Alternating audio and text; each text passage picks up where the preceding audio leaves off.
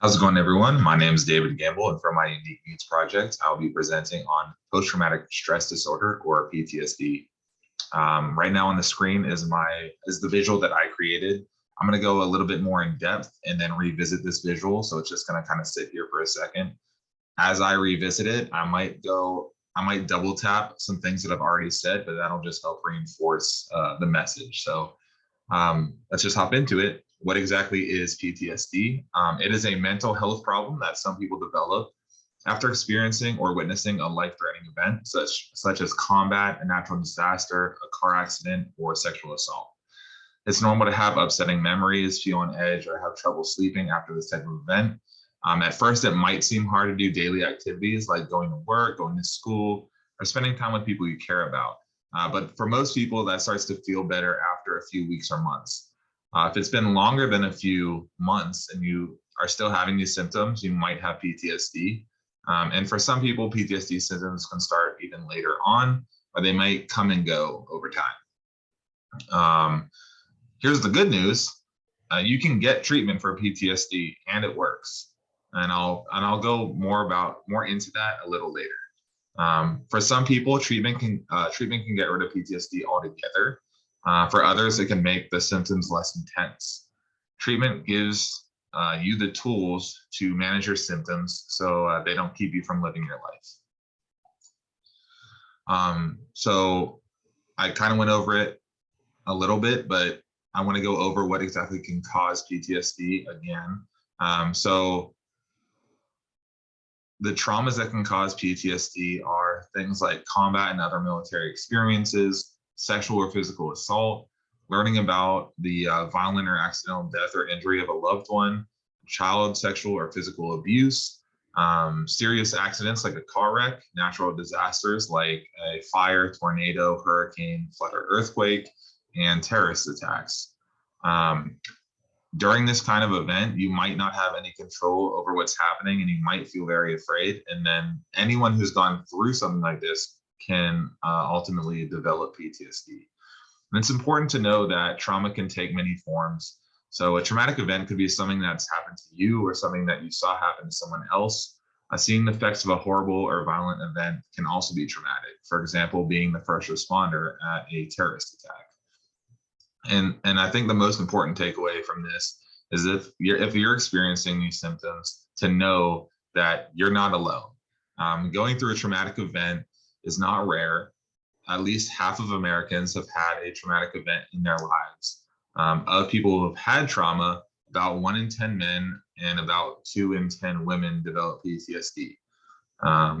There are things that make it more likely that you'll develop PTSD. For example, having very intense or long-lasting trauma, getting hurt, or having a strong reaction to the event, such as shaking, throwing up, or feeling distant from your surroundings. It's also more common to develop PTSD after certain types of trauma, like combat or sexual assault, but there's no real way to know for sure who will end up developing PTSD.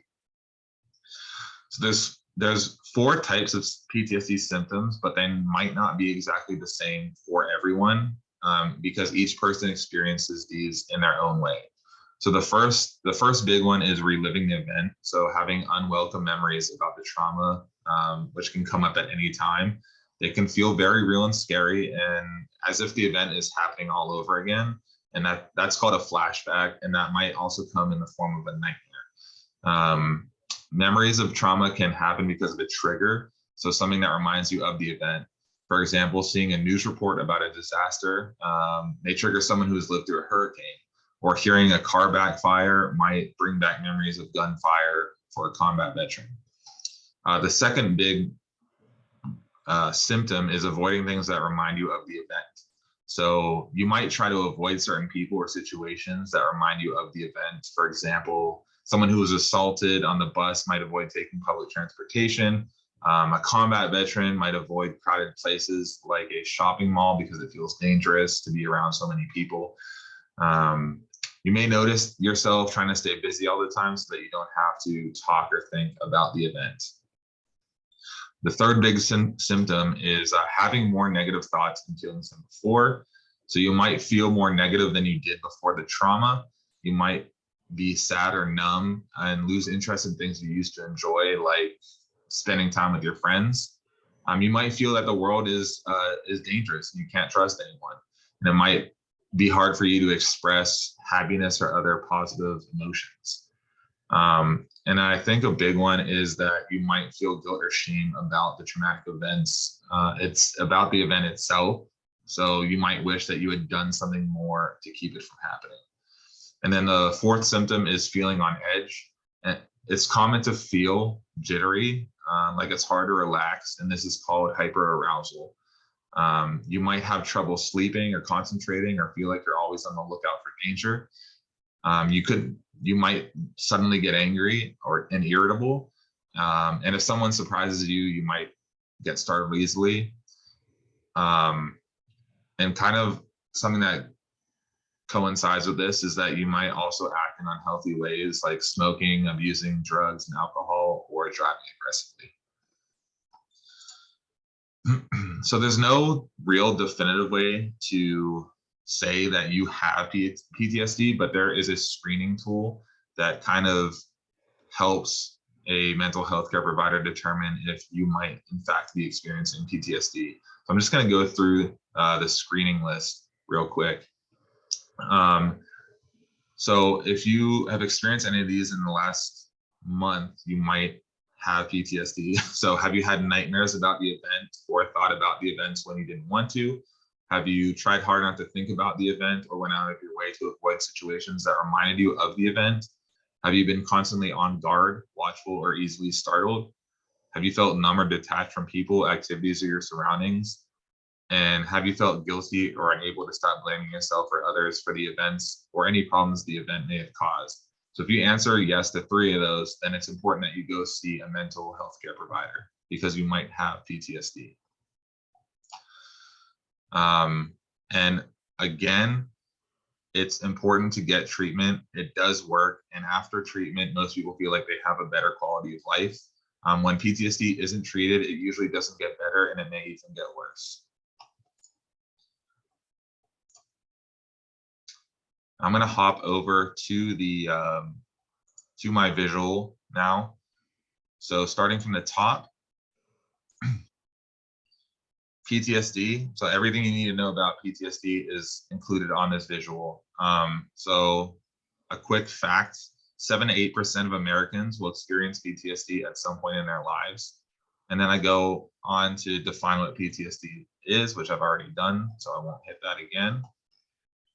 We'll scroll down a little bit into more PTSD symptoms, and some of these will be repeated. So symptoms can include on alert for danger, flashbacks, hyperarousal, guilt, suicidal thoughts, feeling anxious, panic attacks, feeling estranged or isolated, shame, not being able to complete daily tasks, losing interest, depression, trouble concentrating or sleeping, and fear. So next I kind of go into conditions that can co-concur with PTSD. So 78% of PTSD patients experience depression at some point in their lifetime. And unfortunately, the reality is that people who suffer from PTSD are more likely to attempt suicide. I myself know multiple combat veterans that I worked with extensively that ended up taking their own lives and who were suffering from PTSD. Also, 91% of PTSD patients have difficulty falling or staying asleep. Individuals with PTSD are 2 to 4 times more likely to have a substance use disorder. And then back into the vein of the military, it's important to know that 17 veterans and sometimes even more a day commit suicide in the United States, and over 300,000 soldiers who returned from Iraq and Afghanistan have PTSD. So this is just a first look at treatment options, and I'll go a little bit more into it later on in the visual. But it's important to know that there are no definitive diagnosis tests that have been developed for PTSD, although I did read off that screening tool to you. Studies have shown that genetics influence a person's risk of developing PTSD after a trauma. And then what treatment is available? I mentioned therapy. Again, it's important to note that there are no FDA-approved therapeutics for PTSD, and the only approved medications are selective serotonin reuptake inhibitors, but these medications are only effective for less than a third of patients. So on the second page of my visual, I kind of wanted to give advice not only to those who are experiencing PTSD, but also to those who have a loved one who might be experiencing PTSD. So if someone close to you has experienced a traumatic event, it can be hard to know how to support them. There are several ways you can help. And first and foremost, it's really important that you take care of yourself. So for you, you need to take care of your own health, continue things that you enjoy and find relaxing. Be realistic about how much you can do. Talk about what you're going through with your own support network, and you might even consider seeing a counselor or therapist yourself. And then for your loved one, it's important that you be patient with them and offer practical help. So, for example, offering a research therapist near them and calling to schedule appointments for or with them. Letting them share at their own pace, that's another big one. And then just make sure that you keep checking in with them during or after treatment, and remind them that the treatment that they're going through does in fact work. So some things that you can do to help your loved one through the treatment is plan enjoyable activities with friends and family, offer to go to the doctor with them. Together you can make a crisis plan. And again, and I'll reiterate this, check in with them often and be a good listener. And then this looks like it's for the person experiencing PTSD, but it is also a helpful advice for those who know somebody going through this, and that's choosing the right treatment. So trauma-focused therapies are the most effective PTSD treatment. They focus specifically on the memory of the traumatic event or its meaning. And then, like I mentioned, there are medications that you can take, like antidepressants, that aren't going to cure the problem, but they can help to reduce the symptoms. It's important when you're looking for that treatment option to consider your preferences. Like, is it going to be effective? How long does the treatment last? What are the risks? Do you want to take this treatment as a group with other people that might be suffering from PTSD, or do you want to take it individually? And then will you even talk about your trauma? So it's important that you discuss with your provider about your treatment preferences and ask questions. So do you think that the treatment is a good fit? What can you expect during the therapy? How soon will you start to feel better? And when can you start? And then at the bottom of each of my pages, I put a link to the VA PTSD website, which I think offers incredible information over a wide scope of everything to do with PTSD. And then lastly, I want to end on, if you or somebody that you know is having thoughts of suicide, please call 988, which is the Suicide and Crisis Lifeline. Thank you for listening to my presentation.